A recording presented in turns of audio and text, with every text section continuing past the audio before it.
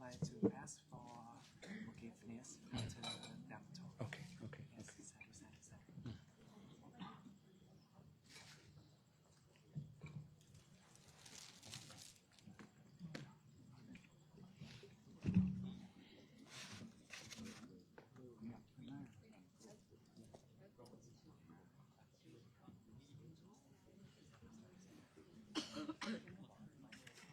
Dạ, hình như cái ly này không chiêu đi chân. Ly này không chiêu đi. Dân.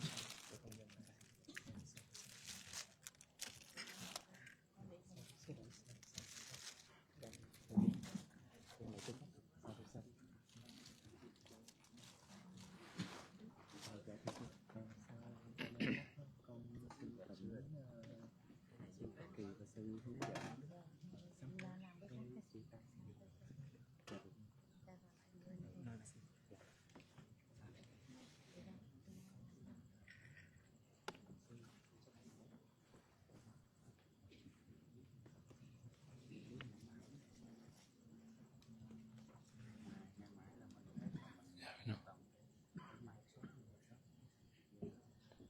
Okay, now we can start. We'll pay homage to the Buddha. Namo tassa bhagavato arahato samma sambuddhassa. Namo tassa bhagavato arahato samma sambuddhassa. Namo tassa bhagavato arahato samma sambuddhassa. Today we will talk about Khinam Buddhanam Navanati Sambhavam, the last stanza of Ratana Sutta. ថ្ងៃនេះយើងនឹងសំដែងអំពីខៃណាំងបរាណាំងនវៈនដ្ឋិសម្ភវੰដែលជាគាថាចុងក្រោយនៅក្នុងរតនសូត្រ Hôm nay chúng ta sẽ tiếp tục đến với câu kệ cuối cùng trong bài kinh Ratana Sutta này được thuyết giảng của Đức Phật, đó là Khinam Buddhanam Navanati Sambhavam. Okay, here we should talk about the Pali word first.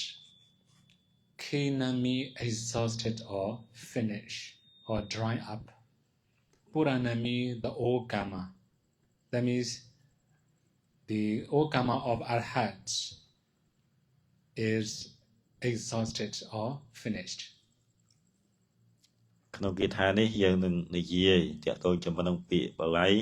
ថាខៃណាំងប្រែថាអស់គ្មានសេសសល់បុរាណំងប្រែថាកម្ម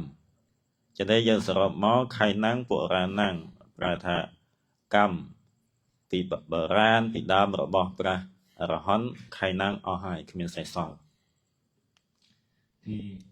cái từ đầu tiên chúng ta cần tìm hiểu là khi năm đó là đã bị diệt tận, là đã đoạn trừ, là đã cạn kiệt.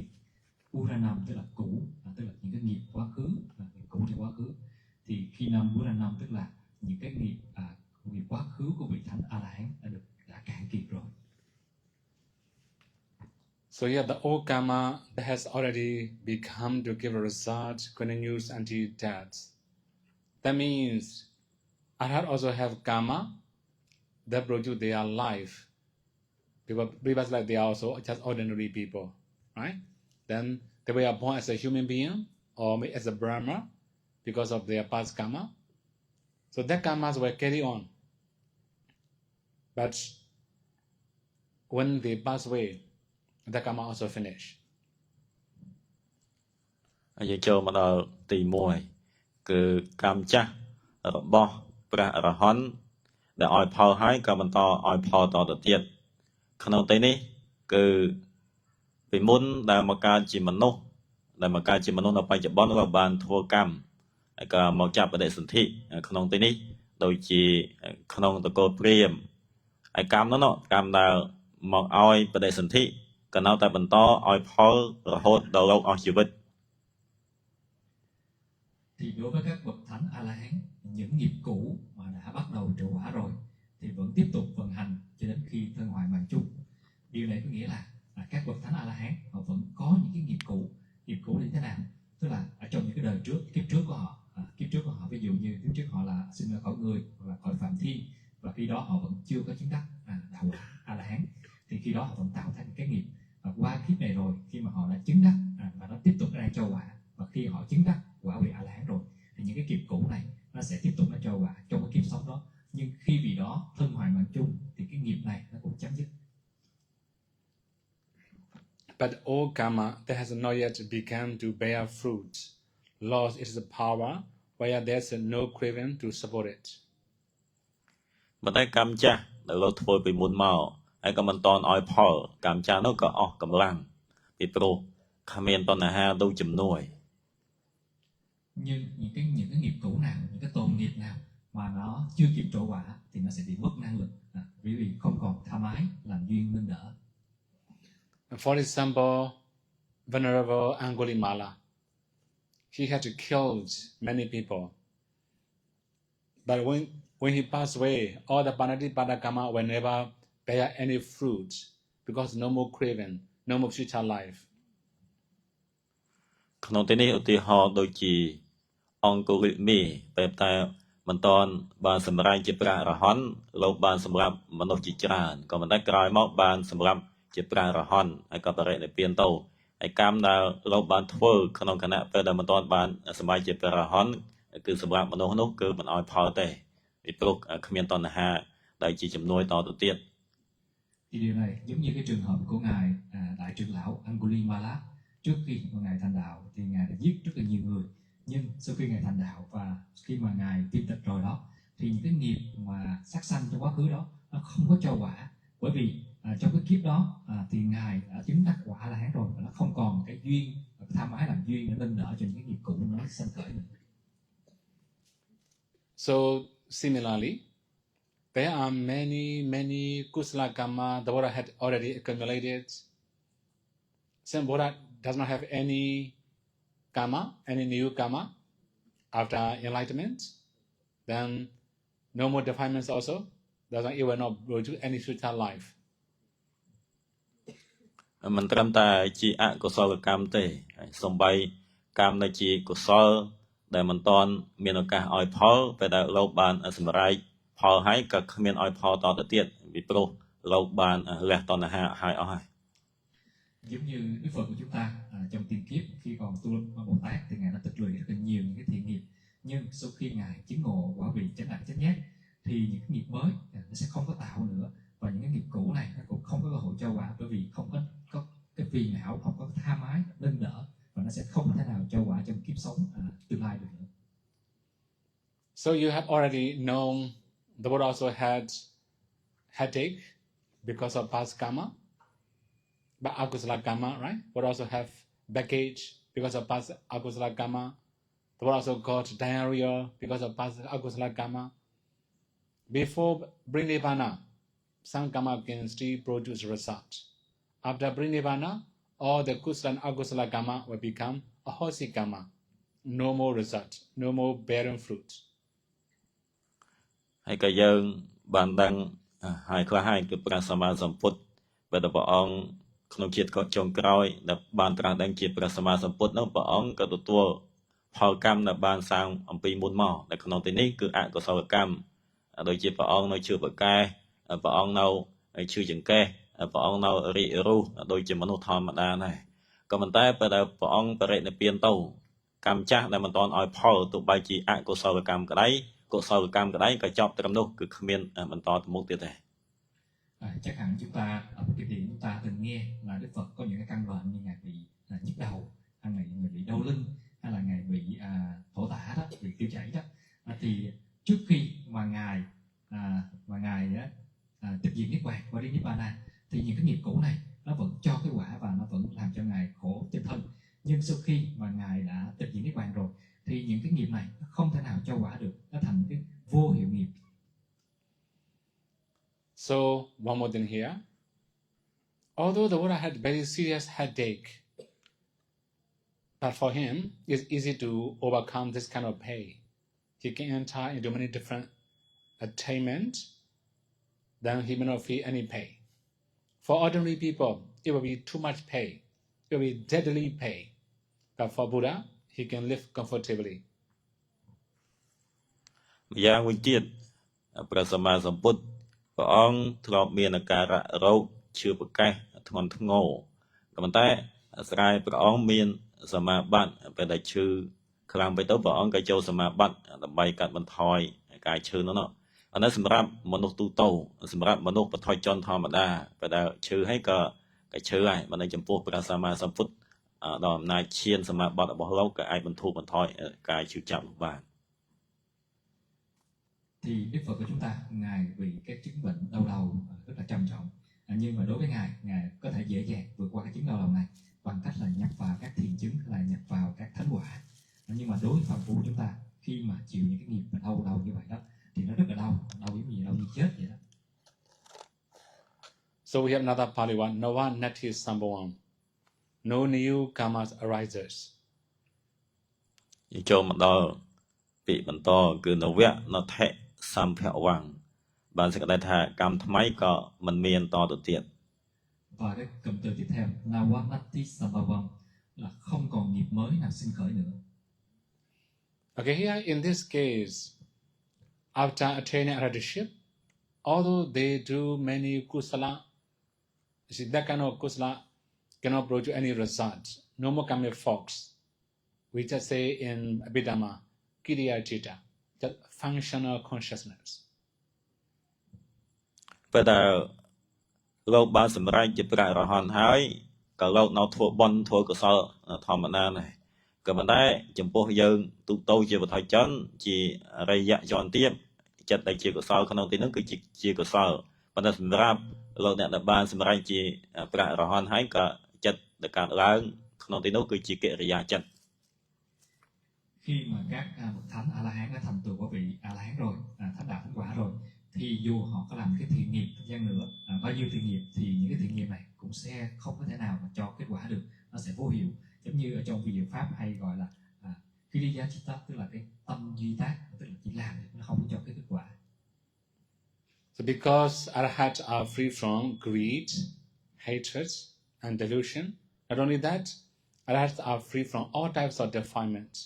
There is no supporting cause of karmic power. ពីព្រោះថាព្រះអរហន្តលោករួចផុតស្រឡះ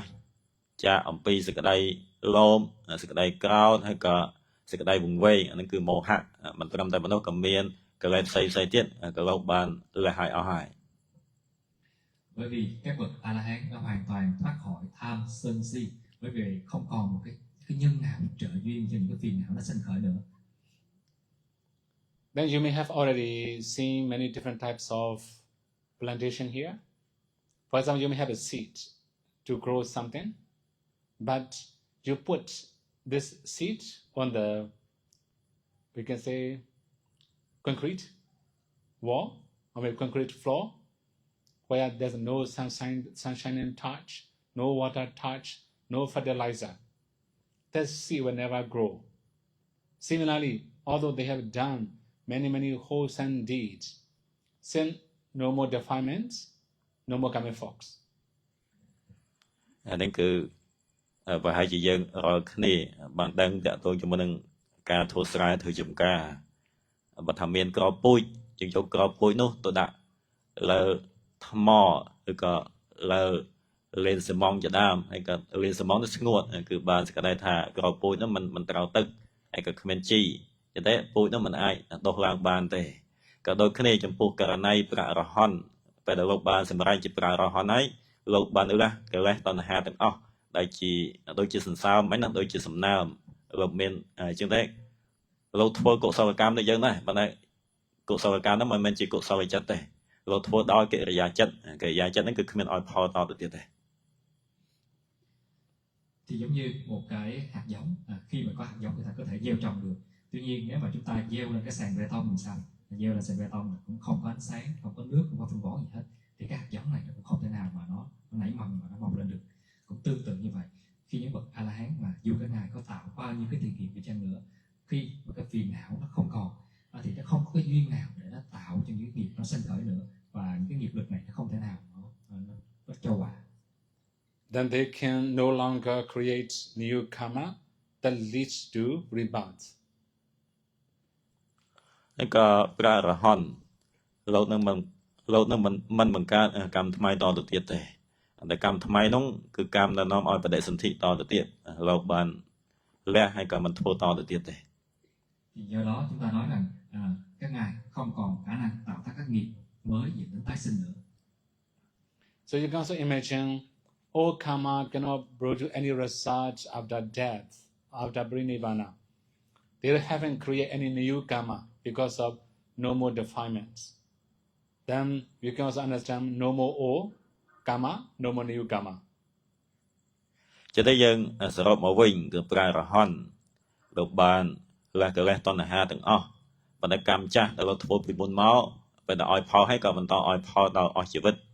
ប៉ុន្តែអាស្រ័យគ្មានកិលេសតណ្ហាតទៅទៀតចឹងតែលោកធ្វើកិច្ចការអីជាកុសលអាហ្នឹងក៏គ្មានឲ្យផលតទៅទៀតដែរអាហ្នឹងគឺគ្មានកម្មចាស់ឲ្យផលថែមហើយក៏គ្មានកម្មថ្មីដែលនឹងត្រូវទៅចាប់បដិសន្ធិតទៅទៀត Sau khi mà các ngài tịch diệt niết bàn thì những cái nghiệp cũ cũng không thể nào mà cho kết quả được nữa. Và khi mà ngài chưa tịch diệt niết bàn, trước khi tịch diệt niết bàn thì những cái ngài cũng không có tạo tác những cái nghiệp mới nào nữa. Vì vậy chúng ta sẽ nói là không còn những cái nghiệp cũ và cũng không còn những cái nghiệp mới. Okay, this is the meaning of Kinam Buddhana Navanati Sambhavam. Now we'll proceed. Viradachitayatike Bhavasami. Their mind have no desire for future becoming. That means no more desire for future lives. ដូច្នេះយើងបានសិក្សាតាក់ទងជាមួយនឹងខៃណាំងពុរាណังនវៈនថិសម្ភវៈបន្តទៅទៀតយើងនឹងទៅស្វែងយល់ឃ្លាបន្តគឺវរតចិត្តតាយតកេភវស្មិងគឺបានសេចក្តីថាព្រះអរហន្តលោកអស់សេចក្តីប្រាថ្នាដែលនឹងធ្វើនៅស្វះស្វែងនៅភពថ្មីតទៅទៀតគឺគ្មានសេចក្តីស្វះស្វែងទៅរកភពថ្មីតទៅទៀតទេ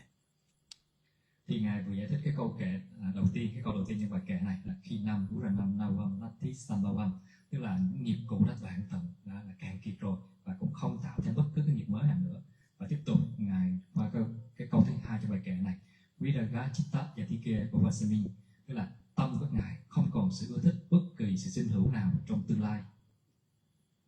Okay, here we have one statement. Craven, Tanha is the companion of karma.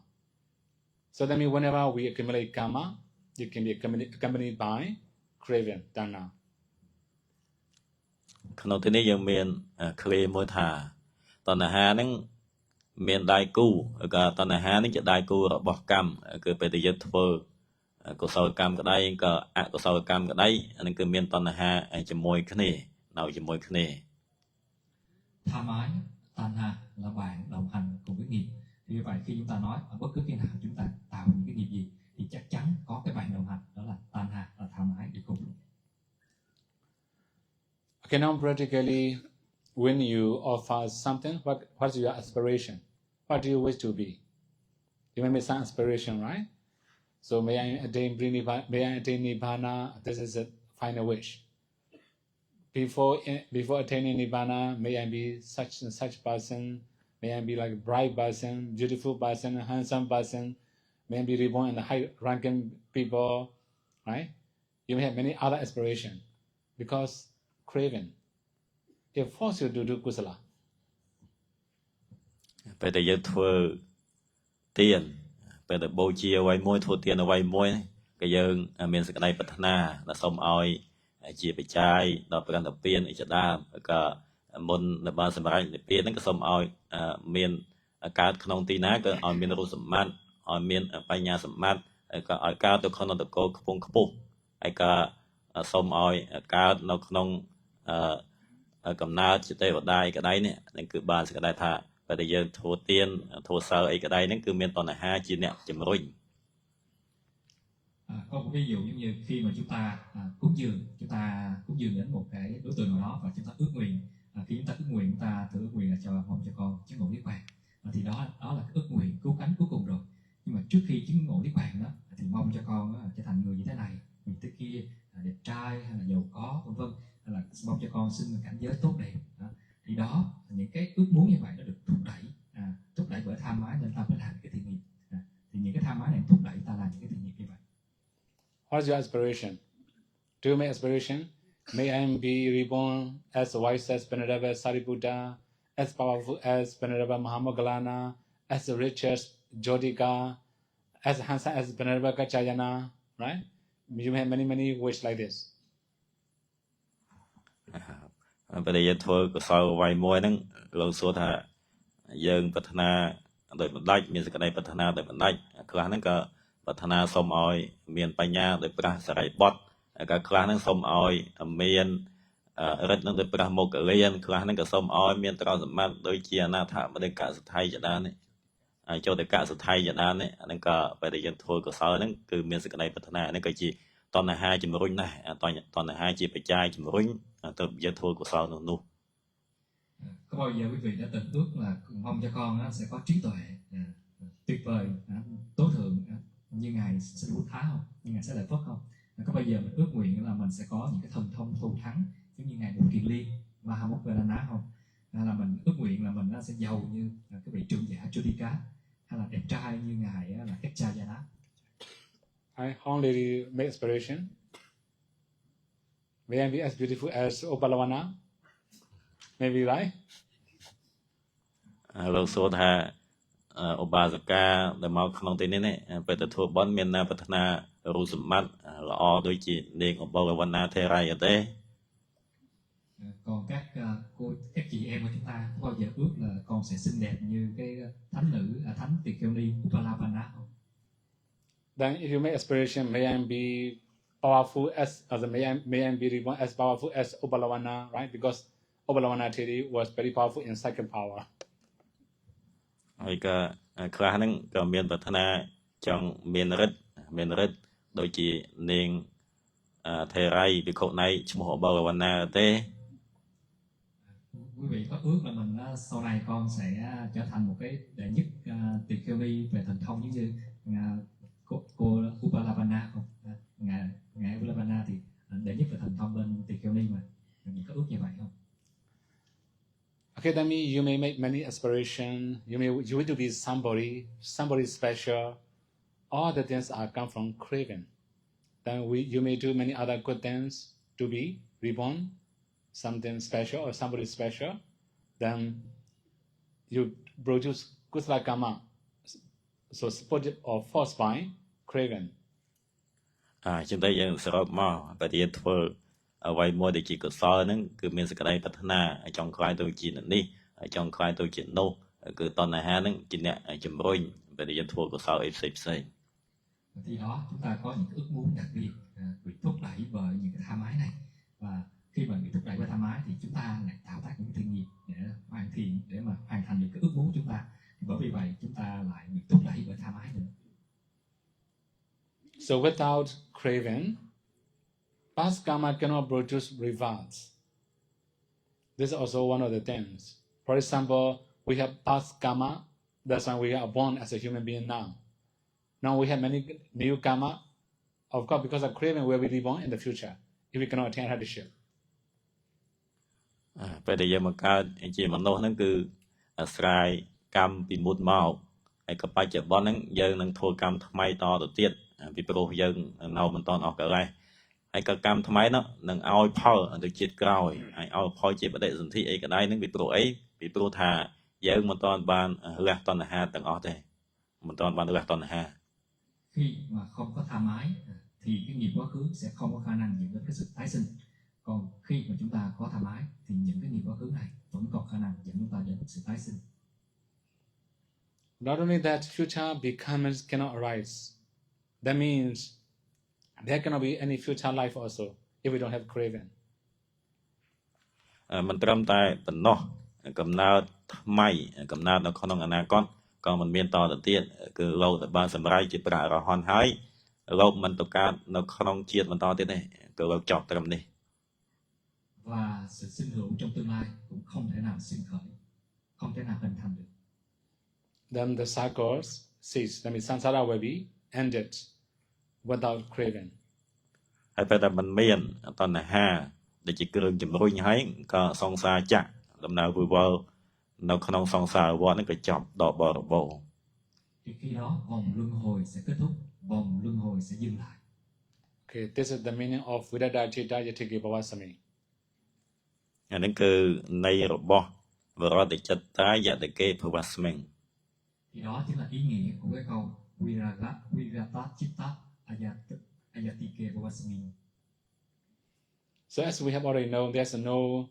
eternal soul or self or entity. There's also no transmigrating consciousnesses. ដូចយើងរាល់គ្នាបានដឹងខ្លះហើយអាហ្នឹងគឺគ្មានអាត្មានដែលខ្មែរយើងហៅថាពលឹកណាគឺគ្មានអត្តាហើយក៏គ្មានវិញ្ញាណដែលទៅចាប់កំណើតតទៅទៀតទេ Do đó ở đây không có cái linh hồn thường hằng vĩnh cửu, không có cái thức tái sinh trường tồn di chuyển từ đời này sang đời khác. Then there are many people. They also have some question about Arhat Prinivana, right? So when Arhat enter Prinivana, their body, Rupa, remain as a dead body. Where their nama goes? They have this kind of question. តើតើជាមួយនឹងការបរិនិព្វានរបស់ព្រះរហន្តខ្លះក៏មានសំណួរគឺការជឿថាពេលដែលព្រះរហន្តបរិនិព្វានទៅដែលស្លាប់ហ្នឹងក៏រូបកាយស្លាប់គឺមិនទៅណាទេប៉ុន្តែនាមហ្នឹងក៏ទៅចាប់កំណើតថ្មីតទៅទៀត Thì có lẽ người ta sẽ có những cái câu hỏi, tức là sau khi cái vị A La Hán mà cái ngài tịch diệt niết bàn rồi thì cái thân của ngài nó vẫn còn duy trì, tức cái nhục thân đó vẫn còn đó, còn cái tâm của cái ngài đi đâu? Okay, one more thing here, right? In Vietnam, many people use motorbike. When you stop engine, when you start engine sound appear naturally, right? But when you stop engine, where the sound go? លោកសួរថានៅវៀតណាមយើងហ្នឹងគឺប្រើម៉ូតូនឹងច្រើនណាស់តែពេលដែលបើកម៉ូតូក៏លឺសំឡេងណាលឺសំឡេងអញ្ចឹងបើពេលដែលយើងឈប់ម៉ូតូយើងបិទម៉ូតូសំឡេងទៅណា Có một ví dụ cho dễ hiểu, ở Việt Nam mình chạy xe máy rất là nhiều đúng không? Khi mà mình đề máy lên, mình khởi động lên thì mình nghe được cái tiếng động cơ của cái xe máy. Nhưng mà khi mình tắt cái động cơ đó đi, mình không còn nghe tiếng nữa, thì cái tiếng động cơ đó, âm thanh nó đi đâu? Okay, now here we have many other things to explain, but it will be too wide. We should say easier one. No place where the has minds or it has mentality goes. Also, there's the no continuous existence after Nibbana. Then there's also no annihilation of self because of no self ever exists according to Buddha teaching. តើតើជាមួយនឹងរឿងសួរថាព្រះរហន្តបរិនិព្វានហើយទៅណាហ្នឹងក៏មានសក្តីអត្ថបាយច្រើនវែងឆ្ងាយប៉ុន្តែក្នុងទីនេះដើម្បីឲ្យកុំឲ្យវែងឆ្ងាយដើម្បីងាយយល់លោកសង្ខេបមកវិញអានឹងទី1ហ្នឹងគឺពេលដែលព្រះរហន្តបរិនិព្វានទៅគ្មានទីកន្លែងនៅលោកទៅទេគឺមិនមែនថាលោកបរិនិព្វានទេទៅកើតនៅក្នុងឋាននិព្វានឬព្រោះនិព្វានមិនមែនជាឋានហ្នឹងក៏ថ្មអត្ថបាយបន្ថែមណាដល់ពេលម្យ៉ាងទៀតលោកក៏គ្មានកំណើតទៅកើតនៅណាទៀតដែរនឹងគឺគ្មានទីកន្លែងទៅគឺគ្មានកំណើតតទៅទៀតគ្មានកើតតទៅទៀតហើយក៏មិនបានសេចក្តីថារលត់ទេមិនបានសេចក្តីថាប្រលឹងឬក៏វិញ្ញាណរបស់លោករលត់ទេពីព្រោះការដែលជឿថាមានវិញ្ញាណមានប្រលឹងហ្នឹងគឺខុសតាក់ទងជាមួយនឹងពុទ្ធសាសនាយើងជាមិច្ឆទិដ្ឋិតែគ្មានប្រលឹងដែរប្រលឹងរបស់លោកមិនរលត់ទេពីព្រោះគ្មានប្រលឹងផងនោះ Thì cái câu trả lời là sau khi mà tịch diệt niết bàn rồi thì cái tâm của vị La Hán nó không còn tiếp tục tồn tại, vì không có nơi chốn nào mà vị A La Hán đi đến nữa, và nó cũng không có sự tồn tại tiếp diễn, và cũng không có sự đoạn diệt của cái bản ngã nào, bởi vì cái bản ngã chưa từng tồn tại hay là vốn chưa hề có cái bản ngã. Trong cái lời dạy của Đức Phật là không có bản ngã, không có những cái lời dạy sai về bản ngã như vậy. Okay, now the position of Arhat is compared to the flame of oil lamp. In Pali mentioned Dira Nibbana Thayam Patipo, the Pali passage there. ការបរិនិព្វានហ្នឹងយើងនិយាយឲ្យងាយយល់ក៏ស្លាប់នោះពេលតែព្រះរហន្តស្លាប់ការស្លាប់របស់ព្រះរហន្តហ្នឹងដូចជាពន្លឺចង្គៀងនឹងគឺមាននិយាយនៅក្នុងឃ្លាថានៅបន្តិធិរិយថាយំបតិបោគឺពេលតែព្រះរហន្តបរិនិព្វានដូចជាពន្លឺប្រទីបដែលរលត់ទៅដូច្នោះ Sự tịch diệt của một bậc A La Hán được ví như một ngọn đèn tắt vì dầu đã cạn, chứ không phải vì ngọn lửa đi đến nơi nào. Then there's also a statement, De Kina Bija Avidoli Chanda. And Kina Bija means they are seeds of existence dry up or finish. Avidoli Chanda means their desire is a normal growing. ហើយយើងមានពាក្យបន្តទៀតគឺតេខៃណពីជាអវិរោហៈឆន្ទីខៃណពីជានេះប្រើថាក្រពួយរបស់ព្រះអរហន្តនឹងអស់ហើយហើយដល់ពេលមួយទៀតអវិរោហៈឆន្ទីគឺបំណង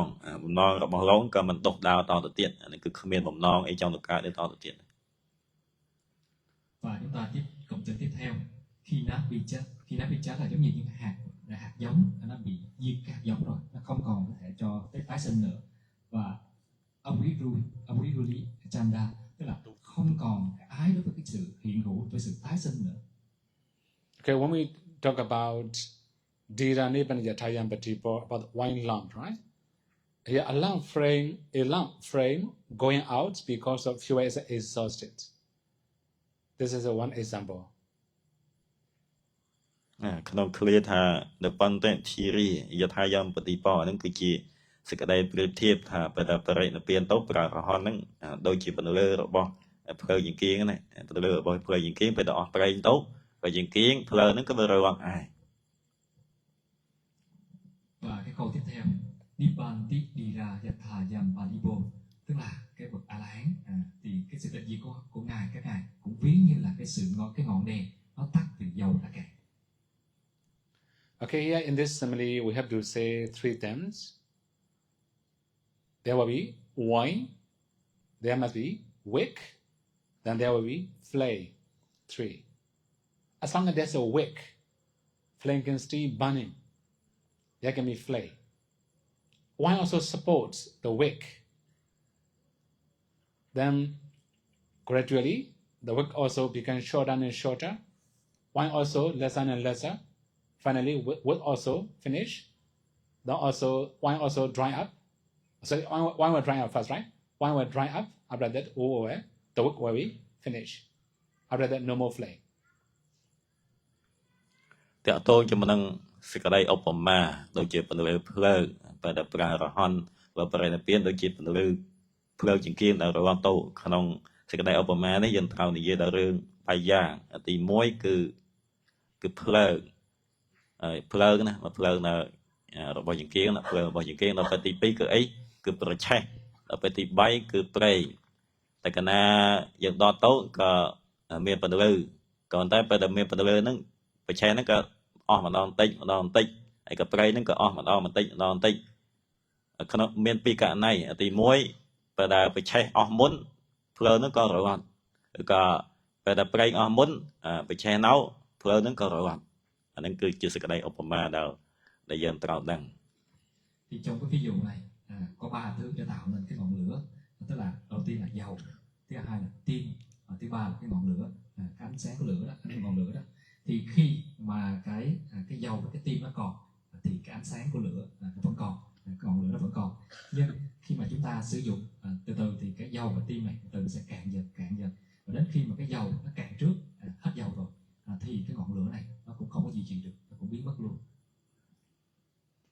So far, I have never seen any wine lamp in Cambodia or in Vietnam, right? But in Sri Lanka, they still use wine lamp. But for your clear understanding, we should use candlelight. Right? In the candlelight, there's a wax, there's a wick, or if we lit, there can be flame. Wax or wine is similar to kilesa defilements. The wick, the threat is similar to karma. The flame is a result, the vibhaka. យកលោកដើរនៅប្រទេសវៀតណាមកម្ពុជានឹងកិច្ចច្រើនណាបើនៅលោកថាលោកមិនឃើញប្រើភ្លើងចង្គៀងទេណានៅវៀតណាមនៅកម្ពុជាក៏ប៉ុន្តែនៅស្រែលង្កានឹងឃើញនៅប្រើអញ្ចឹងដើម្បីឲ្យងាយយកពីព្រោះកាយឈប់ប្រើយកទៅផ្លេចហ្នឹងក៏លោកឧបមាជាមួយនឹងទៀនវិញតែទៀនក៏ដូចគ្នាទៀនហ្នឹងយើងមានបច្ឆេះហើយក៏មានពលឺហើយក៏មានកមួនពីមុនក៏កមួនទៅថា cái muốn nó tụt đôi chỉ cửa lại đâu phải phải chen tụt đôi chỉ cam phải chen tụt đôi chỉ cam hay đâu phải phần lư nó cái tụt đôi chỉ phục tham ai tỏ tự tiết tại cái na cái này cái phần lư nó cứ khuyên tỏ tự tiết cứ bao giờ đây là tỏ là cái khuyên chỉ tham ai tỏ tự tiết. Thì cái ví dụ về cái đèn dầu thì nó cũng khá dễ hiểu, vì nó ở Việt Nam hay Campuchia thì cũng từng sử dụng cái đèn dầu này rồi, bây giờ thì ít hơn, nhưng mà ở Sri Lanka thì họ vẫn sử dụng cái đèn dầu này. Thôi để dễ hiểu, bây giờ ít đèn dầu quá thì ngài sẽ nói ví dụ về cái ngọn nến, cái nến thì phần phải có sáp, sáp thì nó tương đương như cái nhiên liệu dầu đó, và có tim thì có sáp và có tim này thì nó sẽ tạo ra cái ngọn lửa của nến này. Thì cái sáp hay là cái dầu này thì nó tượng trưng cho là kilesa, là cái phiền não, còn cái tim này chính là cái nghiệp. Còn cái ngọn lửa mà nó xuất hiện đó thì nó là kết quả, nó là vipaka, là kết quả thôi. So kilesa is a fuel. It will produce karma. Okay, if we say easier example, you wish to be somebody special. This is a defilement. You work very hard to be somebody special. This is the action, the karma. You become as you wish is a result. This is a vipaka. Nên cả lộc Obama thì dân trong khai tàu chị là nam mình nè bị sai. Giờ cái đây bật na nó cứ chỉ kiểu lai hết nè, kiểu lai toàn là hai, kiểu lai nó bây giờ bật na chúng kiểu lai nó chìm rồi như vậy ấy, cái thua sự cam một phiệp, cứ giờ trong khai tàu chị nam mình nè, cái thua đi thua nô, nó bay ba. Riêng nó cái thua nó bay ba khai chỉ từ nó cứ chỉ sự cam một phiệp, cho tới toàn là hai cái chìm rồi như thua sự cam một phiệp. Đâu phải bàn hái bàn phò cái tôi chỉ nè nên là nó bị sai hạ nó cứ chỉ là cái phò nó cứ chỉ bị bạc cái này cái toàn hạ nó chìm rồi nhà thua cắm nó còn mà nào ở cao tôi chỉ bị bạc. Thì cái kilesa, cái phiền não này nó là cái nhiên liệu để giúp cho nghiệp tiếp tục cho quả. Ví dụ như khi chúng ta ước muốn trở thành cái người như thế nào đó, thì cái ước muốn này chính là cái phiền não, chính là cái nhiên liệu, và chúng ta có những cái hành động nào đó để chúng ta trở thành cái người đó, thì đó là cái karma, cái nghiệp. Và khi mà chúng ta trở thành cái người như chúng ta đã ước muốn rồi thì đó là cái quả vipaka. Okay, now similarly, here mentioned Dira Nipana Yatayam Patipo. When there is no more fuel, no more wicks, no more flame. So it doesn't mean the flame goes somewhere. I know because it goes somewhere. Nó không tây khai nó không nên bận tệ thi ri yết hai yom bạc tỷ bỏ nên có miền bị yết hà nên chỉ cái đây bếp thiệp đôi chỉ bật tiếp là rồi tàu cứ bây giờ play nghe có muốn play nên có rồi tàu ai tại phần mà cái đây là play nên rồi vì tiền đi có vì cái này nên tàu che là em xem có mình màn này. Thì trong cái ví dụ này chúng ta có thể hiểu rằng nếu chừng nào mà còn dầu, còn tim thì khi đó sẽ còn ngọn lửa, còn khi mà hết dầu, hết tim rồi thì sẽ không còn ngọn lửa, chứ không phải là ngọn lửa đi đâu. So now this is a nibbana without reminder. Nobody says nibbana dhatu. Này cứ ní âm pi anupa thì xây sạ nộp tiền là thiệt, nên cứ chỉ nộp tiền ở comment sai sót. Thì đây chính là niết bàn vô dư, hay là vô dư niết bàn đó, anupadisesa nibbana dhatu. So you can understand three of them has gone. No more fuel, no more wicks, no more flame. Similarly, no more kilesa, no more karma, no more new result. Cho nên cái khả năng thế này hiện trao do được chứ này, cứ bây giờ comment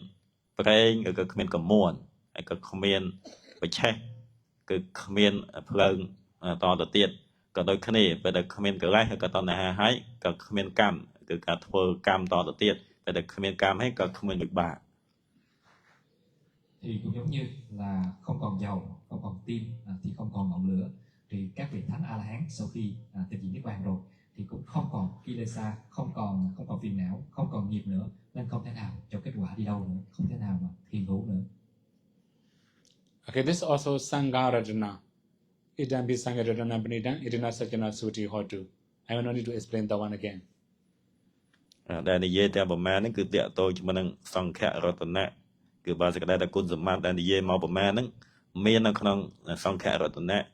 តាមពេសង្ខេរតនៈបណ្ណៃតាំងអេតេនសញ្ចេនៈសវតិហោតអាហ្នឹងក៏និយាយច្រើនដងហើយជាងតែលោកមិននិយាយបន្ថែមទៀតទេ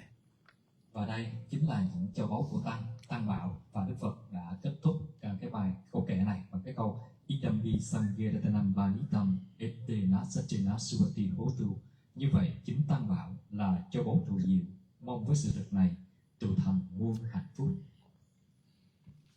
So now we have three final stanzas recited by the king. Yanida Buddhani Samakatani, Bumana Yaniwa Andaleke. All these three stanzas are recited by the king Saka. យើងនៅមានគាថា3ទៀតយានិតភូតានិសមាកតានេះប៉ុន្តែគាថា3ខាងក្រោយហ្នឹងមិនមែនព្រះសម្មាសម្ពុទ្ធសម្ដែងផ្ទាល់ទេប៉ុន្តែស្ដេចសកៈគឺស្ដេចព្រះអិនសកៈទេវរិសម្ដែងកសោត Và ba cái câu cuối trong cái bài Trikara Sutta này thì được thốt lên bởi vua trời Đế Thích. Cái câu cuối là Yanida Bhutani Samagatani đó. Và cả ba câu na ná như nhau để thành kính là Đức Phật Đức Pháp Đức Tăng. In the very beginning of Ratana Sutta also we have already mentioned Yanida Buddhani Samakatani, Bumana Yaniwa Andaleke, the same passage, but only the second two passages will be different.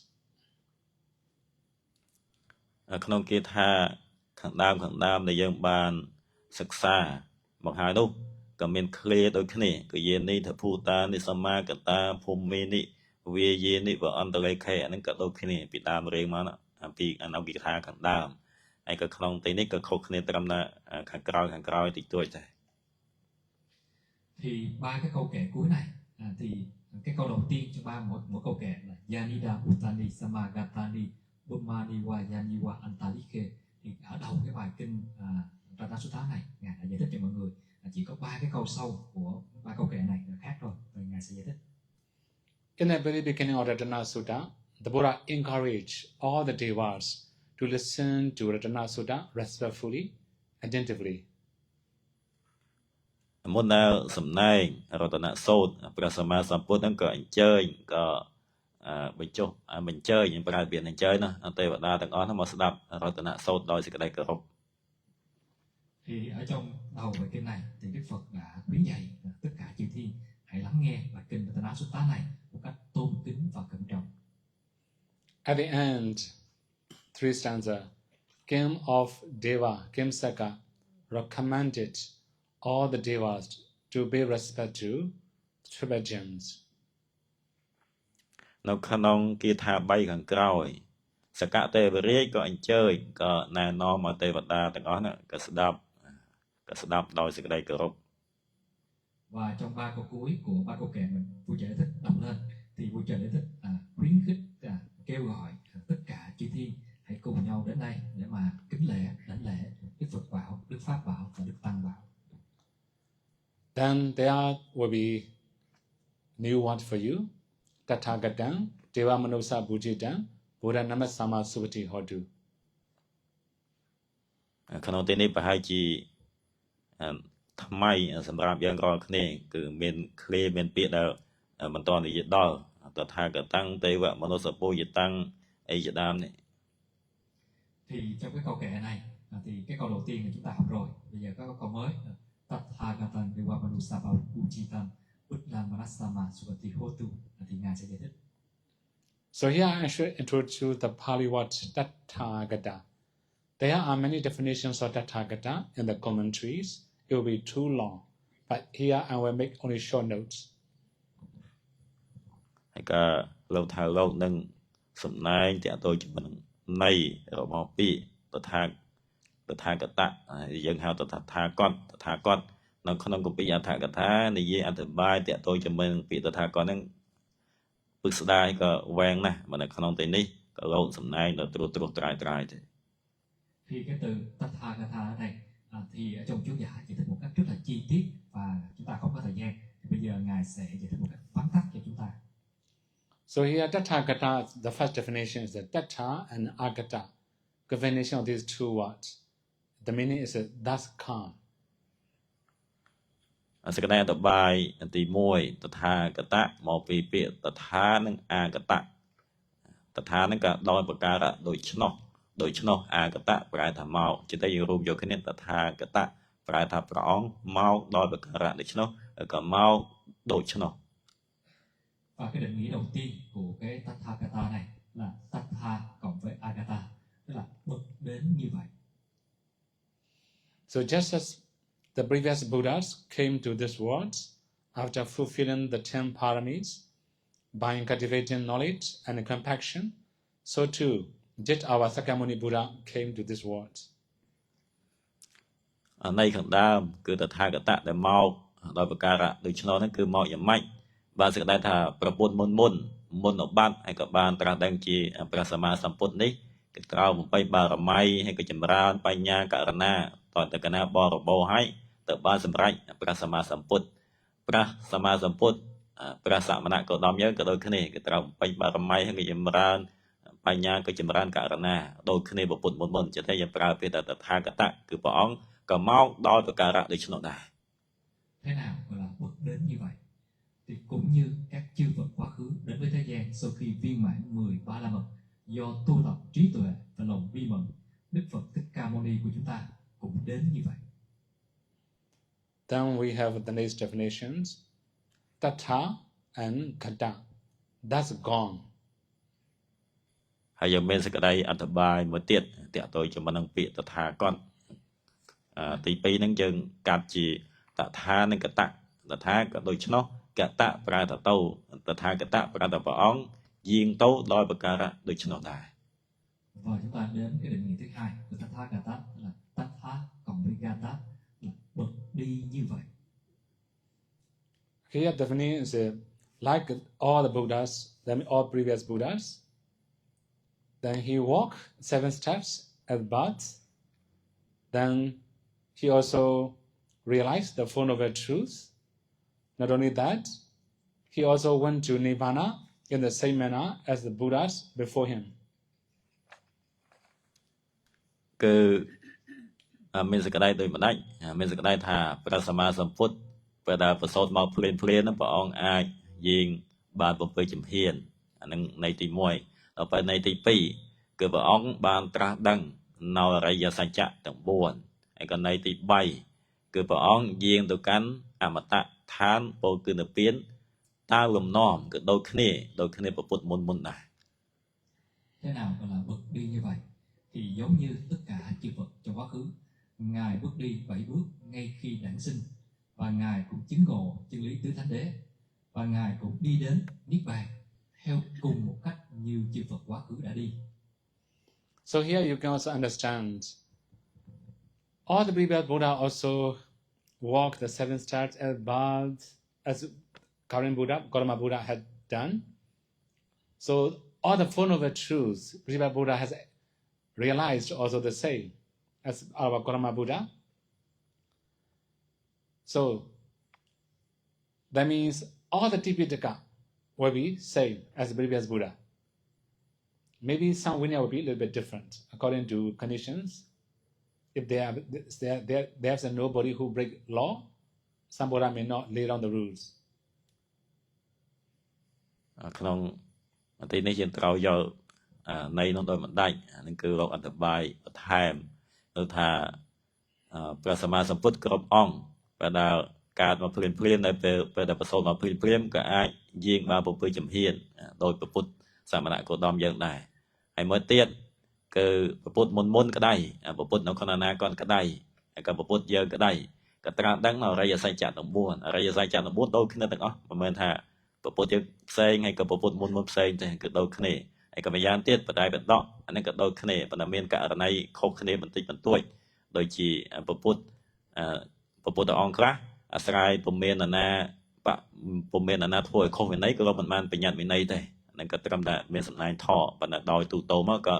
ដូចគ្នា Thì điều này có nghĩa là tất cả chư Phật quá khứ khi đản sinh cũng bước đi 7 bước giống như Đức Phật Gautama của chúng ta, và chư Phật quá khứ các ngài cũng chứng ngộ chân lý thánh đế không khác gì Đức Phật Gautama của chúng ta, và điều này có nghĩa là tất cả các tam tạng kinh điển Tipitaka đều giống nhau, tức là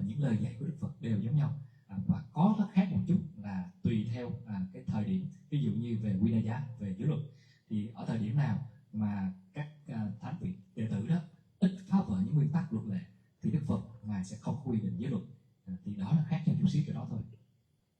Now we have another one. Tatha Gada, one who speak only what's the truth. និយាយចូលមកដល់ន័យមួយទៀតមកពីតថានិងកតៈពាក្យតថាគាត់មិនយើងកើតជាតថានិងកតៈប្រែថាព្រះអង្គមានពុទ្ធតម្រាសការនិយាយពាក្យសាមញ្ញដល់ព្រះអង្គនិយាយតែពាក្យពិតទេ Và cái định nghĩa thứ ba là tát thá cộng ga đá này là tức là bậc chỉ nói điều chân thật. All the Buddhas speak only the truth, never deviating from reality. គឺពុទ្ធគ្រប់អង្គព្រះអង្គនិយាយតែពាក្យសច្ចៈទេមិននិយាយពាក្យឃ្លានៗអំពីសេចក្តីពិតទេ Tất cả chư Phật chỉ nói điều chân thật. Các ngài không bao giờ nói điều sai lệch với thực tánh của các pháp. Okay, here one more thing. The Buddha just said two types of speech. Truth, beneficial, people dislike. But Buddha speak timely. ហើយក៏តាក់ទងជាមួយនឹងពាក្យពុទ្ធតម្រាសរបស់ព្រះសម្មាសម្ពុទ្ធហ្នឹងគឺមានពីរទី1ព្រះអង្គនិយាយតែពាក្យពិត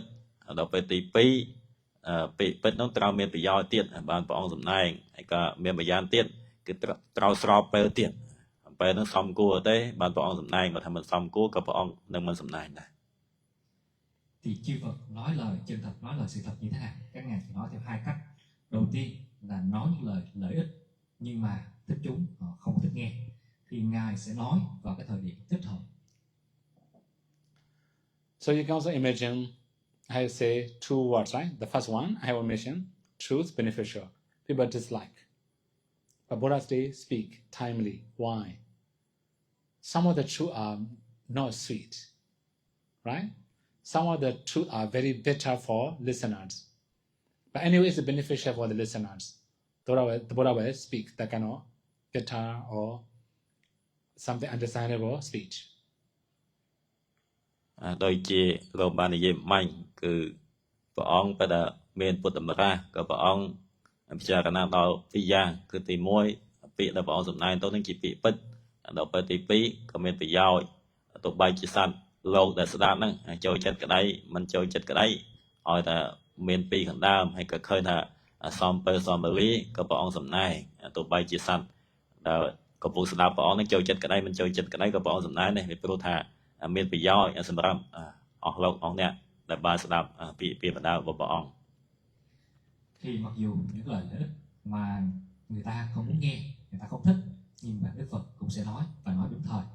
Bởi vì có những cái sự thật nó không có ngọt ngào mà những sự thật mình nghe xong thấy đắng cay lắm nên người ta không thích nghe nhưng mà bởi vì nó lợi ích nên Đức Phật vẫn phải nói. Then the Buddha also speak truth, beneficial. People also like. Although people like it, the Buddha will speak timely. ហើយក៏ដូចគ្នាក៏យើងយ៉ាងម្យ៉ាងទៀតដល់ផ្ទុយមកវិញ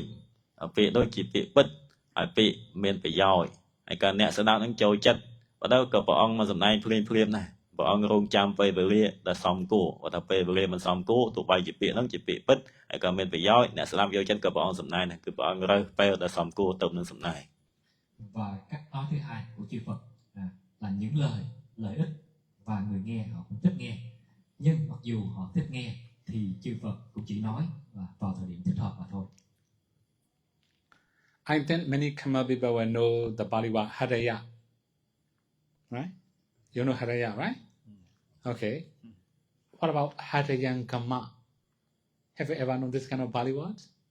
Harayangama. Yeah, come to the heart. Go to the heart. Okay. Have you ever heard that kind of Pali word?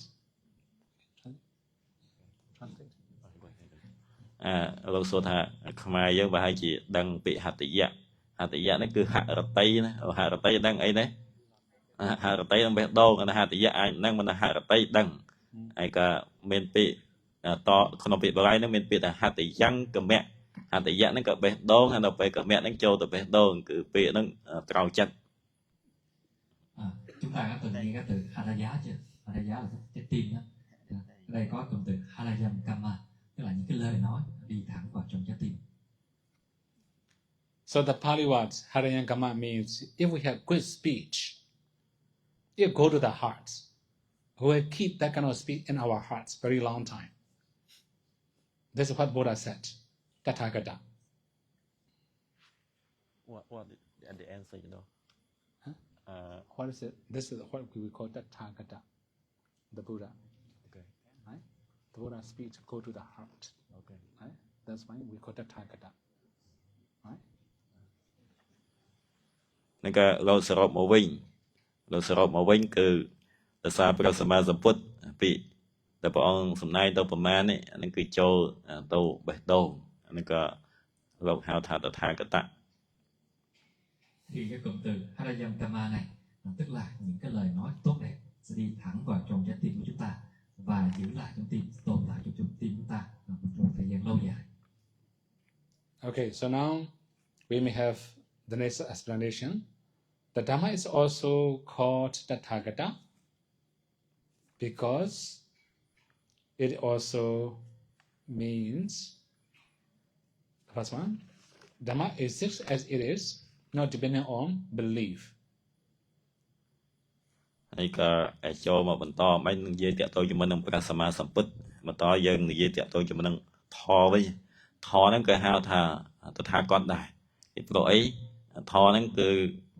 បើដែលមានពាក្យបច្ចុប្បន្នហៅថាមានអត្ថិភាពហ្នឹងយើងពិបាកយកណាប្រែថាមានពេលតែមានហ្នឹងគឺមានតាមធម្មតារបស់ខ្លួនមិនស្ថិតនៅលើការជឿក៏មិនជឿរបស់បុគ្គលណាមួយទេ Và pháp Dhamma cũng được gọi là Tathagata. Tathagata Việt Nam hay gọi là Như Lai đó. Bởi vì sao pháp cũng được gọi là Tathagata? Bởi vì pháp tồn tại như thật, không phụ thuộc vào niềm tin. Okay, we have already mentioned Dhamma exists as it is, right? Not depends on belief. Okay, for example, we may talk about Mekong River. Then in Vietnam also Mekong River, right? In Cambodia also Mekong River. In China also Mekong River. Which one's the truth?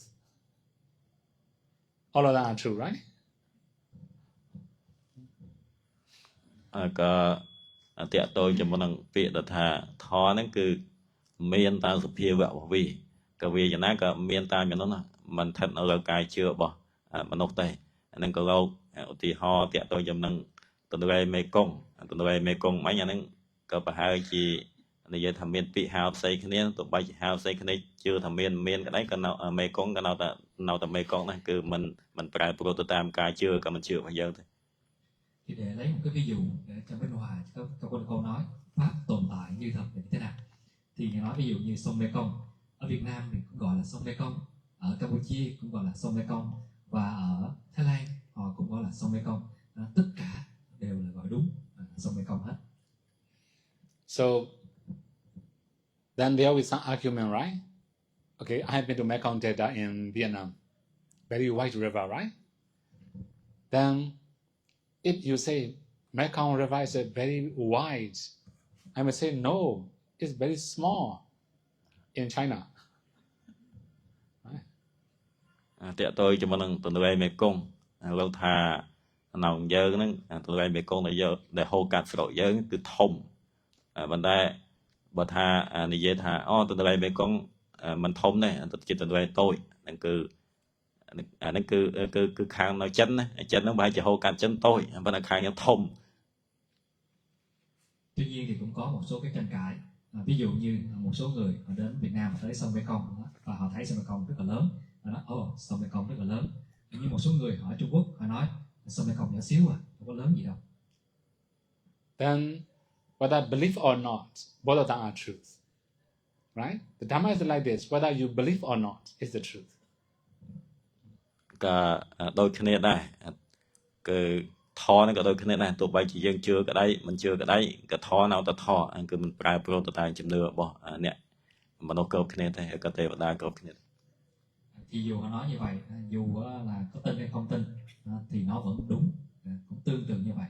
Pháp thì lúc nào dù của mình có tin hay không tin thì pháp vẫn là như thật, nó là đúng. For example, like a path knowledge, fruition knowledge, there's a path and fruition knowledge. Whether you believe or not is a path and fruition knowledge. That's the way to practice, to attain path and fruition knowledge. Whether you believe or not, that's the way. ក៏តកតួជាមួយនឹងញាណនៅក្នុងមគ្គហើយនឹងផលគឺញាណហើយនឹងមគ្គញាណនៅក្នុងមគ្គហើយនឹងផលហ្នឹងជាវិថ័យឲ្យឆ្ពោះទៅកាន់ប្រណិពានក៏ដូចឆ្នោះជាវិថ័យទៅកាន់ប្រណិពានទោះបីជាយើងជឿក្តីមិនជឿក្តីអាហ្នឹងក៏នៅជាផ្លូវក៏នៅជាវិថ័យក៏នៅជាផ្លូវបដិបត្តិដើម្បីឆ្ពោះទៅប្រណិពានដែរទោះបីយើងជឿមិនជឿក្តីក៏នៅតែដូចឆ្នោះ Và tương tự như vậy, ví dụ như nói về thánh đạo, thánh quả, thì chúng ta có tin hay không tin thì thánh đạo, thánh quả vẫn tồn tại và có con đường thực hành để đi đến sự chứng đạt thánh đạo, thánh quả này. Và chúng ta có tin hay không tin thì con đường này vẫn tồn tại. Dhamma is called Tathagata because it has the nature of truth, Tatha. ហើយម្យ៉ាងទៀតពធហៅថាតថាគតពីព្រោះថាពធហ្នឹងមានលក្ខណៈរបស់ខ្លួនគឺតថាភាព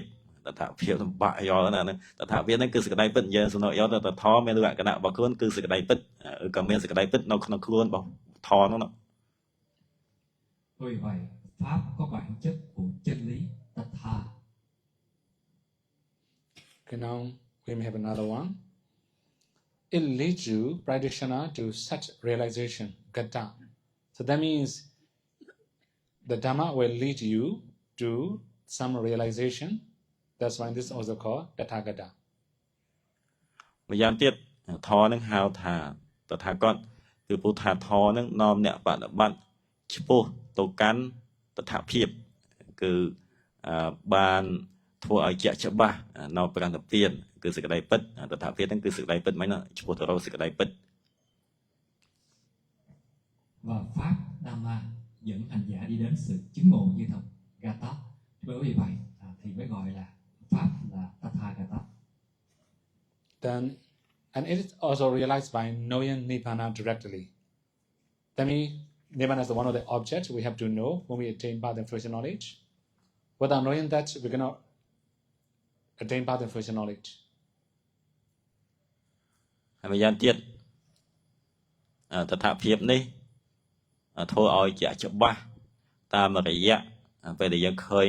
ផ្ទាល់នៅប្រណិពានគឺពេលដែលបានសម្រេចមគ្គផលហ្នឹងត្រូវយកប្រណិពានជាអារម្មណ៍បើថាមិនយកប្រណិពានជាអារម្មណ៍ទេក៏មិនអាចធ្វើឲ្យជាក់ច្បាស់មគ្គផលបានទេជាតែយើងនិយាយថា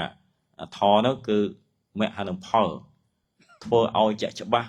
ដោយប្រណិពាន Và pháp được chứng ngộ qua sự trực nhận niết bàn, tức là thấy biết niết bàn một cách trực tiếp. Thì niết bàn là đối tượng của đạo và quả. Nếu mà chúng ta không biết, chúng ta không có chứng đạt đạo quả thì chúng ta cũng sẽ không thấy được niết bàn. So now the Dhamma is called the Tathagata Dhamma, the truth realized as it truly is. That means if we know truth Nama, truth Rupa, truth cause and effect relationship, we can realize Dhamma. It cannot go beyond that. ហើយម្យ៉ាងទៀតធរហ្នឹងហៅថាតថាគតគឺបានសេចក្តីថាសច្ចធម៌ដឹងច្បាស់នៅធម្មជាតិតាមសេចក្តីពិតគឺពេលដែលយើងដឹងនាមតាមសេចក្តីពិតដឹងរូបតាមសេចក្តីពិតដឹងបច្ចយាការៈគឺបដិច្ចសមុបាទៈតាមសេចក្តីពិតក៏យើងបានឃើញធម៌អាហ្នឹងក៏ជានៃបន្តនៃក្នុងទីនេះ Do đó pháp được gọi là Tathagata Dhamma, chân lý được chứng ngộ đúng như thật. Ví dụ như chúng ta biết được sắc chân đế, danh chân đế và cái nguyên nhân của danh sắc nhân quả đó thì gọi là Dhamma, không thể nào sai khác được. Then Sangha is also Tathagata because noble disciples already know Nibbana. ហើយម្យ៉ាងទៀតសង្ឃៈរតនៈក៏ហៅថាតថាគតដែរពីព្រោះអីពីព្រោះថាព្រះអរិយសង្ឃលោកដឹងនិព្វានដោយផ្ទាល់ដោយខ្លួនលោក Và Sangha tức là tăng cũng được gọi là Tathagata, bởi vì các vị thánh đệ tử, các vị thánh tăng đã trực nhận niết bàn, đã thấy biết niết bàn một cách trực tiếp. Okay, here we should elaborate a few more things about disciple directly know Nibbana, right? For example, the Buddha also knew the Four Noble Truths. The Buddha disciples, Noble person also know the Four Noble Truths. The Four Noble Truths are the same. នេះគឺមានសេចក្តីអธิบายដូចនេះព្រះសម្មាសម្ពុទ្ធក៏ព្រះអង្គទ្រង់ជ្រាបច្បាស់នៅអរិយសច្ចៈ9ព្រះសង្ឃ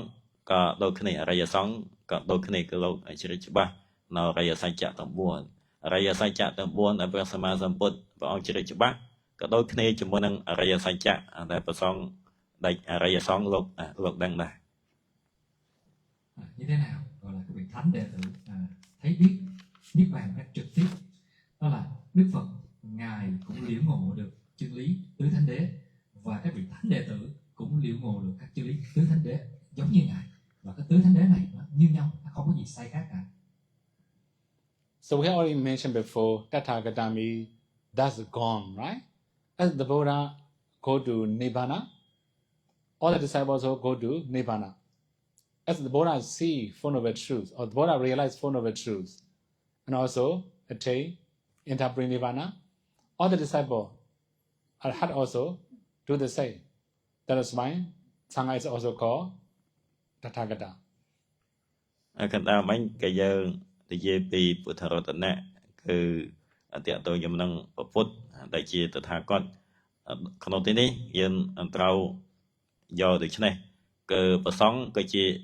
តថាគតដែរពីព្រោះអីព្រះសម្មាសម្ពុទ្ធព្រះអង្គហៅតថាគតយើងប្រើថាព្រះអង្គមានព្រះដំណើរយាងទៅដូច្នោះគឺព្រះអង្គក៏ទៅកាន់ព្រះនិព្វានព្រះអរិយសង្ឃបើទៅបប្រតិបត្តិបានសម្រេចជាព្រះអរហន្តក៏លោកទៅកាន់និព្វានដូចគ្នាហើយក៏ព្រះសម្មាសម្ពុទ្ធក៏ជ្រាបច្បាស់នៅអរិយសច្ចព្រះសង្ឃក៏ជ្រាបច្បាស់អរិយសច្ចដូចគ្នាគឺព្រះអរហន្តក៏ជ្រាបច្បាស់នៅអរិយសច្ចដូចគ្នាហើយក៏ម្យ៉ាងទៀតព្រះតថាគតគឺព្រះសម្មាសម្ពុទ្ធនឹងដឹងច្បាស់នៅព្រះនិព្វានក៏អរិយសង្ឃដែលជាព្រះអរហន្តនឹងក៏ដឹងច្បាស់នៅព្រះនិព្វានដូចគ្នា Và trong cái slide trước ngài đã dạy Tathagata tức là bậc đã đến như vậy, thì Đức Phật ngài đã đến với vô như niết bàn, ngài tịch diệt vô như niết bàn, và các đệ tử thánh đệ tử ở đây tức là những vị A La Hán, các ngài cũng đi đến, các ngài cũng tịch diệt vô như niết bàn giống như Đức Phật. Bởi vì vậy tăng Sangha cũng được gọi là Tathagata. So their knowledge is also harmonious with that of all Buddhas. That means all the disciples also know Nama Rupas, as the Buddha know, but all that their knowledge also within Buddha's range of knowledge. They cannot know more than the Buddha. យើងចូលមកដល់ហេតុផលបន្តដែលនាំឲ្យប្រសង្ឃព្រះអរិយសង្ឃដែលបានសម្រេចអរិយមគ្គអរិយផលហៅតថាគតនឹងគឺដោយសារបញ្ញារបស់លោកញាណរបស់លោកក៏ស្របតាមព្រះសម្មាសម្ពុទ្ធផ្សេងទៀតគឺស្របតាមក៏អនុលោមតាមក៏មិនផ្ទុយពីព្រះសម្មាសម្ពុទ្ធព្រះសម្មាសម្ពុទ្ធគ្រប់អង្គគឺបានសេចក្តីថាព្រះសម្មាសម្ពុទ្ធក៏ព្រះអង្គដឹងច្បាស់នៅនាមរូបហើយក៏សាវកក៏ដឹងច្បាស់ប៉ុន្តែដឹងញាណរបស់សាវកហ្នឹងគឺមិនលើសពីព្រះសម្មាសម្ពុទ្ធទេក៏នៅបើថាបានសេចក្តីថាញាណរបស់សាវកក៏ដឹងនាមរូបដូចគ្នាក៏ប៉ុន្តែនៅក្នុងវិស័យរបស់ព្រះសម្មាសម្ពុទ្ធមិនហួសវិស័យក៏មិនលើសព្រះសម្មាសម្ពុទ្ធទេ Và tri kiến hay là trí tuệ của các bậc thánh tăng thì cũng hoàn toàn tương ưng, là tương hợp với cái tri kiến và cái trí tuệ của Đức Phật. Ví dụ như Đức Phật ngài thấy biết về tất cả các danh và sắc chân đế, thì các vị thánh đệ tử cũng thấy biết về danh và sắc chân đế y chang như vậy, và nó nằm trong phạm vi những cái kiến thức nó tương ưng với Đức Phật, chứ không thể nào vượt qua ngoài kiến thức này được, vượt qua ngoài cái tri kiến, cái trí tuệ này được. Then they go to such truths in the same way the Buddha does. So we can also say they go to Nibbana, or they interpret Nibbana as the Buddha has done. That's when they also call Tathagata. ហើយក៏ហេតុផលបន្តគឺអរិយសង្ឃក៏លោកឈ្មោះទៅទីឋាននោះដូចគ្នាគឺទៅទីឋាននិព្វានបានសម្រេចនិព្វានព្រះសម្មាសម្ពុទ្ធក៏បានទៅដល់ទីឋាននិព្វានហើយក៏អរិយសង្ឃក៏បានទៅដល់ទីឋាននិព្វាន Thì bởi vì vậy Đức Phật thì bởi vì vậy các ngài thánh, các vị thánh A La Hán cũng đi đến cái sự khi mà thân hoại mạng chung thì cũng đi đến cái sự tịch diệt niết bàn, y như là Đức Phật. Khi Đức Phật thân hoại mạng chung thì ngài cũng đi đến sự tịch diệt niết bàn. Thì bởi vì vậy thì tăng, các vị thánh tăng cũng gọi là Tathagata. Okay, now in the stanza it mentioned Tathagatan Devamanusa Pujitam. The Tathagata, honored by Deva and Manusa, human being. ហើយក៏ក្នុងគាថាទី16ហ្នឹងគឺមានពាក្យថាតថាគតាំងទេវមនោសៈពោជិតាំងគឺបានសេចក្តីថាទេវតានិងមនុស្សបានបូជាបានគោរពនៅព្រះតថាគត Thì ở đây cái câu kệ Tathagata Devamanusa Pujitam tức là chư thiên và nhân loại cùng đảnh lễ và cúng dường đến Tathagata tức là đến chư tăng. Then King Saka encouraged all the devas and the human being. Buddha Namasama, let pay homage to the Buddha. Dhamma Namasama, let pay homage to the Dhamma. Sangha Namasama, let pay homage to the Sangha. After the Suvati Hotu, may there be happiness. He wished also. ហើយជាងទេសកតេវរាជក្រោយបដបកាលក្ខណៈរបស់ព្រះតថាគតហើយក៏ចាប់ផ្ដើមអញ្ជើញទេវតាទាំងអស់មកគោរពនមស្ការព្រះពុទ្ធគឺពុទ្ធាំងនមសាមៈសវតិហតុ ហើយក៏ធម្មំនមសាមៈនឹងគោរពដល់វធសង្ឃំនមសាមៈគោរពដល់ព្រះសង្ឃអានេះគឺសកតេវរាជអញ្ជើញទេវតាទាំងអស់មកធ្វើសេចក្តីគោរពហើយចុងក្រោយក៏សវតិហតុក្រោយពេលគោរពហើយក៏សូមឲ្យសិរីសួស្តីនឹងកើតមាន Và bởi vì vậy vua Trời Đế Thích đã khuyến khích, đã sát tấn tất cả chư thiên và nhân loại hãy cùng đảnh lễ đến Đức Phật Buddham Namasama, đảnh lễ Đức Pháp Dhammam Namasama và đảnh lễ Đức Tăng Sangham Namasama. So the Buddha also gave this kind of instruction to Venerable Ananda, Ratana Sutta to Venerable Ananda. Venerable Ananda, feeling water in his bowl, that he splashed water around the Vesali. ហើយក៏ព្រះសម្មាសម្ពុទ្ធបានបង្រៀនរតនសូត្រនេះដល់ព្រះអានន្ទពេលដែលចាំរតនសូត្រនេះក៏យកបាតដាក់ទឹកចូលនៅក្នុងបាតហើយក៏ចាប់ផ្ដើមដើរទៅតាមកំផែងទីក្រុងនោះទីក្រុងនគរវេស្សល័យនោះទីក្រុងវេស្សល័យហ្នឹងក៏សូត្រមិនណារកទឹកមិនណា Và Đức Phật đã chỉ dạy bài kinh Pranasutta này đến cho ngài Đức Ananda. Và sau khi học bài kinh Pranasutta xong thì Đức Phật thì ngài Đức Ananda hãy dùng một cái bình và đựng đầy nước và đi khắp thành Vesali này và rải nước khắp thành Vesali này. Okay, here we can also understand the compassions of Venerable Ananda. He had very strong compassion towards Vesali people. That's why he chant. All the Sangha also chant whole night. Venerable Ananda also chant whole night and going around Vesali, splashing water around the Vesali.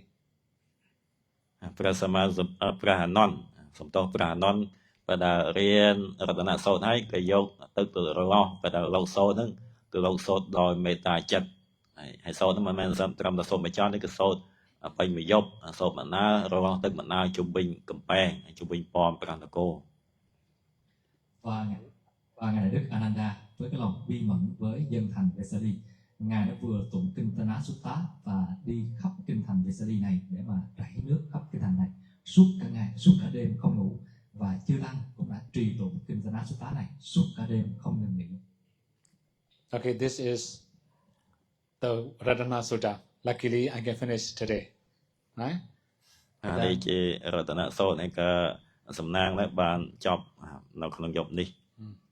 Và đó là cái sự giải thích cho bài pháp thoại về kinh Rasutta kinh chó này, và may mắn làm sao cuối cùng mình cũng xong. Okay, đó. Any other thing too? Any other program? Còn chương trình gì nữa không mà đang được chứ ạ? Okay.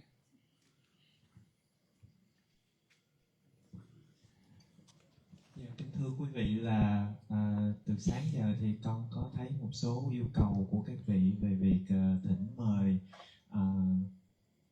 sám hối với ngài thiền sư cũng như chư tăng, nên là bây giờ chúng con kính thỉnh ngài thiền sư và chư tăng và quý vị thiền sinh sẽ đọc lời sám hối theo sự hướng dẫn của sư Pháp Kỳ cũng như là sư phiên dịch. Con xin mời sư phiên dịch cũng hỗ trợ cho chúng con ở bên tiếng Khmer. Dạ, sư Châu, sư Sơn Long. Dạ, sư. Really? Anhនឹងមានកម្មវិធីបន្តនឹងក៏ថ្មជួយប្រែឲ្យមានកម្មវិធីបន្តគឺអ្នកបដិបត្តិកម្មដ្ឋានដែលជាក្រហោះក៏ជាដូនជីនឹងធ្វើការខមាទោសឲ្យចំពោះព្រះកម្មដ្ឋានអាចារ្យគឺព្រះមហាថេរហើយក៏សូមធ្វើការខមាទោសដល់គណៈសង្ឃក៏ញែកអាម៉េចអានេះក៏ថ្មមិនដឹងដែរបានtổ chức xin sám hối toàn thể chư tăng hay sao hay chỉ là thiền sư thôi anh ấy chụp bút ta pra maha thầy thôi.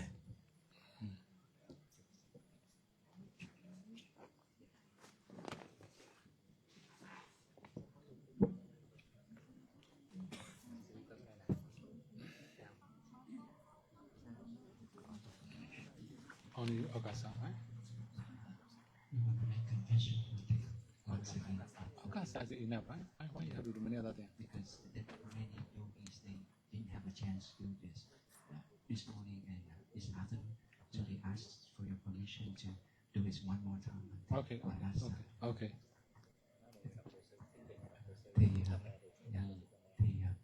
Kính thưa chư tăng, con kính thỉnh chư tăng mà chúng ta quỳ lên để xin sám hối với ngài thiền sư,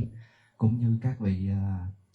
thiền sinh chúng ta quỳ lên để sám hối với ngài thiền sư.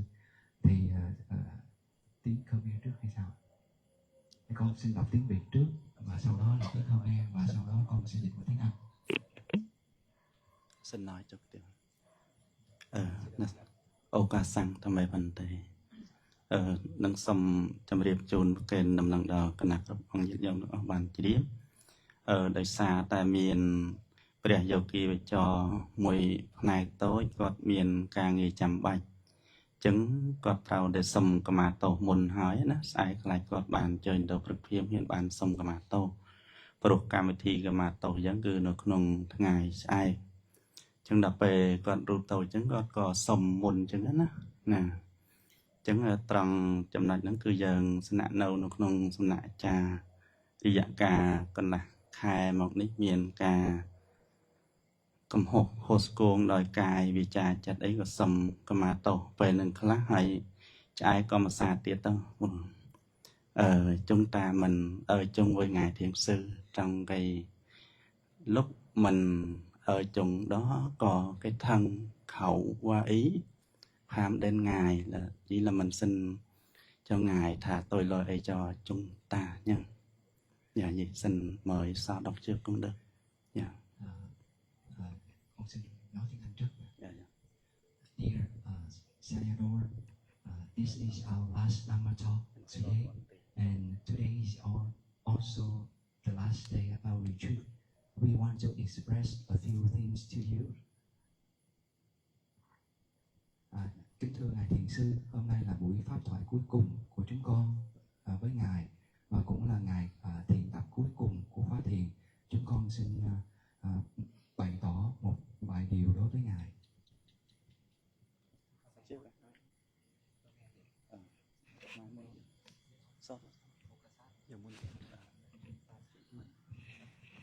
Vị này cũng được, vị này trước cũng được. Phải dâng món. Có cần dịch qua không em? Đừng làm sao nó xin mình đứng. Chị Phật tử mình lên đã có dân cao chùa thì có.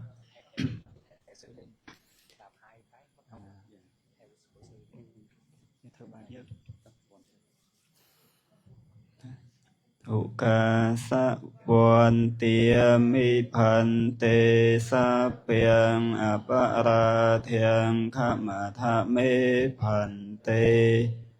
mẹ yê ca tăng bồi nhang sa mi na anu mô ti ta piang sa mi na ca tăng bồi nhang mây hằng tia ta piang sa thu anamo ti mi sa piang apara thiang khama tha mê phan tê mẹ yê ca tăng bồi nhang sa mi na nụ mô ti ta piang sa mi na ca tăng bồi nhang mây hằng tia ta piang sa thu anamo ti mi ô ca sa thùy ra tê yê na ca tăng sa piang apara thiang khama tha mê phan tê vốn tia mi phan tê sa piang apara thiang khama tha mê phan tê mẹ yê ca tăng sa nhang sa mi na anu mô ti ta piang sa mi na ca tăng bồi nhang mây hằng tia ta piang sa thu anu mô ti mi Sabiti Vivachandu Sokoroko Vinasatu Madi Bhavantantara Yasukirika Yuko Bhava Abhivarana Sili Sani Chahuta Patrayi No Chataro Dhammawatanti Ayu Ono Sukhambalam.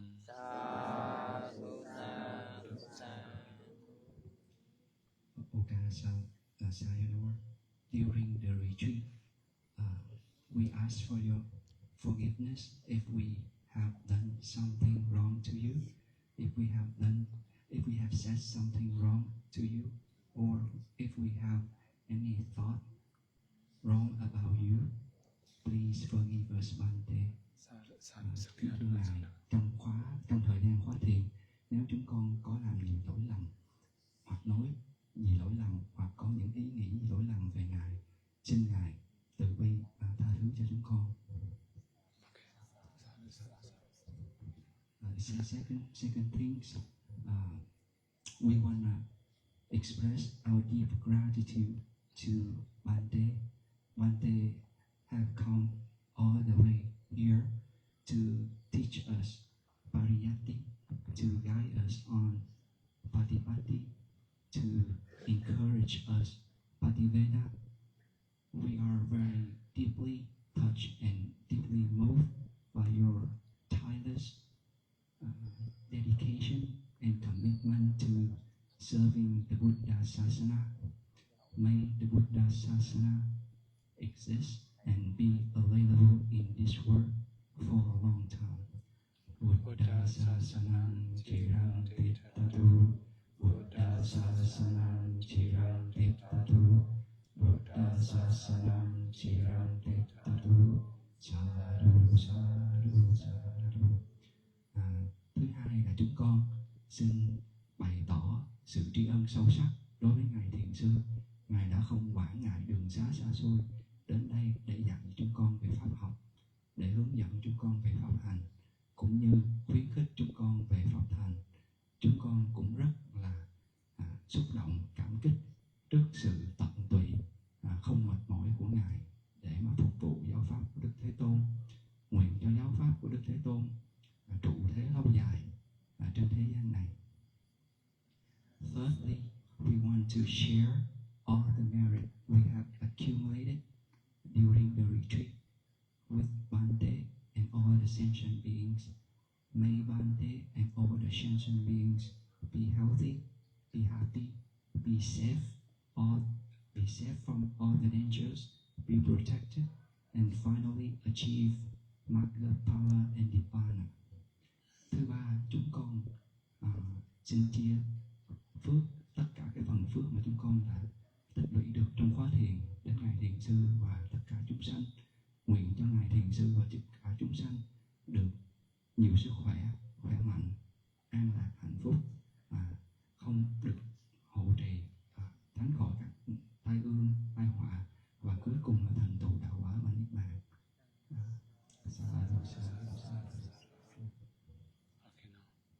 you can go, right? Anything? Another program? ជាងយើងវត្តទីថ្វាយគុំព្រះមហាធេរៈ3 ដង Offer again? ចឹងសូមអនុមោទនីព្រះអង្គគ្រូកម្មយៈព្រោះលោកផ្កេងសង្ឃក្តីព្រះមហាធេរៈព្រោះសូមអនុមោទនី That means you are suing this one? Okay, Sangati. តោះចឹងយើងថ្វាយគុំព្រះមហាធេរៈបង Any other? សង្ឃហើយសង្ឃ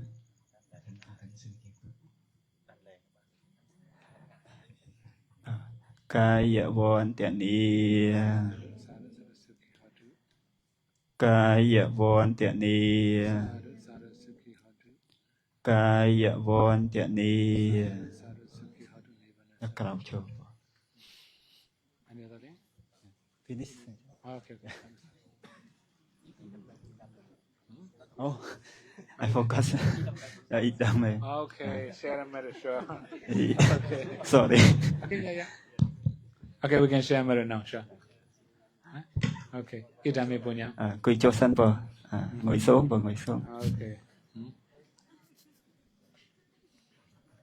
Okay, now we can share a mirror, right? Idame punyam. Idame punyam. Asawakaya. Asawakaya. Waham hotu. Waham hotu. Idame punyam. Idame punyam. Nibbanasa. Nibbanasa. Pachayo. Pachayo. Hotu. Hotu. Mama punya bagam. Mama punya bhagam. Sabba sadanam. Sabba sadanam. Bhajemi. Bhajemi. Desabe. Desabe. Mesamam. Mesamam. Punya bagam. Punya bhagam. Lavantu. Lavantu. Sadhu, sadhu, sadhu. មែនតើណាព្រោះក្រោកឈរបាទ Kenapa ni, right?